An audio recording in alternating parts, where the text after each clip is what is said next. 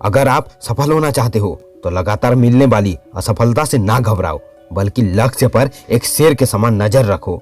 जिस तरह एक शेर अपने शिकार पर नजर रखता है और मौका पाते ही शिकार कर लेता है, बस वैसे ही अपने लक्ष्य पर नजर रखो और मौका मिलते ही उसे हासिल कर लो। यदि आप कुछ सोच सकते हैं तो यकीन मानिए आप उसे कर भी सकते हैं।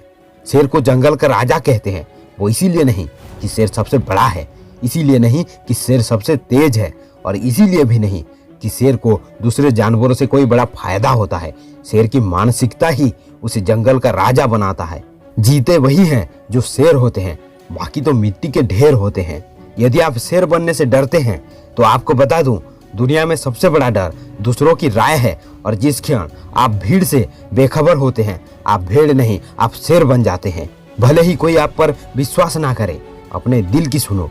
केवल आप ही जानते हैं कि आपके लिए सबसे अच्छा क्या है। केवल आप ही जानते हैं कि क्या रास्ता अपनाना है। आपके अंदर शेर का दिल है, इसे बाहर निकालो। वीरता शेर का प्रमुख गुण है। शेर कभी समर्पण नहीं करता, भले ही वो 10 लकड़बंधों से गिरा हो।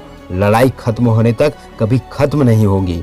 हो सकता है कि आप असफलताओं से घिरे हो सकता है कि आप अपने लक्ष्यों का शिकार करते करते थक गए हो और कोई जीत नहीं दिख रही हो। हार मत मानो, आपको लड़ते रहना चाहिए।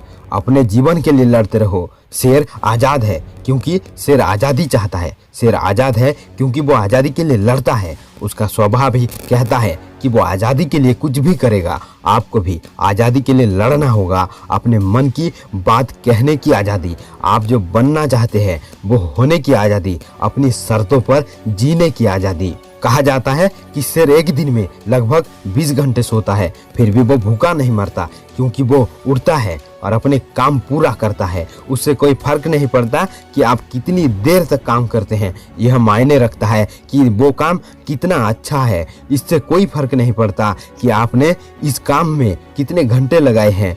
वो केवल मायने रखता है कि आपने कितनी वैल्यू बनाई है।